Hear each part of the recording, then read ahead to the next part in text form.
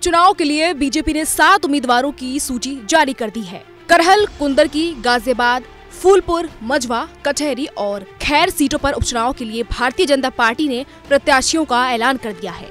Bharatiya Janata party ने Karhal seat से अनुजेश यादव, कुंदरकी से रामवीर सिंह ठाकुर, मझवा से सुष्मिता मौर्य, कटहरी से धर्मराज निषाद, खैर से सुरेंद्र दिलेर और मीरापुर से प्रत्याशियों का ऐलान किया है। फूलपुर से दीपक पटेल, गाजियाबाद से संजीव शर्मा को टिकट मिला है। हालांकि सीसामऊ सीट से अभी तक बीजेपी ने कोई उम्मीदवार घोषित नहीं किया है। कटहरी और मझवा के प्रत्याशी कौन हैं? कटहरी से धर्मराज निषाद मूल रूप से बसपाई हैं। 3 बार बसपा के विधायक और बसपा सरकार में मंत्री भी रहे। 2022 से पहले बीजेपी में आए, चुनाव लड़े और हार गए। बीजेपी ने इन्हें फिर मौका दिया है। मझवा से सुष्मिता मौर्य बीजेपी से विधायक रही हैं। वर्ष 2022 में सीट निषाद पार्टी को दे दी गई थी। इस बार मझवा से बीजेपी अपनी पार्टी की पूर्व विधायक को लड़ा रही है। अलीगढ़ की खैर सीट से सुरेंद्र दिलेर पूर्व बीजेपी सांसद राजवीर दिलेर के बेटे हैं। फूलपुर से दीपक पटेल पूर्व बीजेपी सांसद केसरी देवी पटेल के बेटे हैं।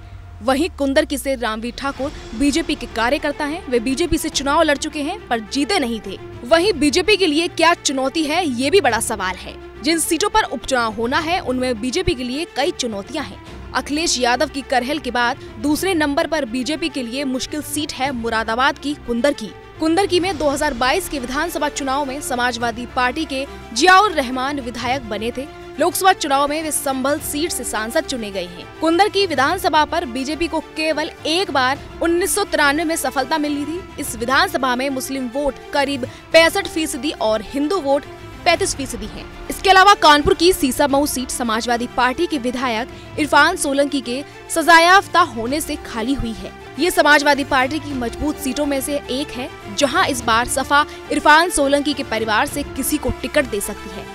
वहीं इरफान के साथ लोगों की सहानुभूति भी दिखाई देती है। ऐसे में ये सीट बीजेपी के लिए मुश्किल सीटों में से एक है।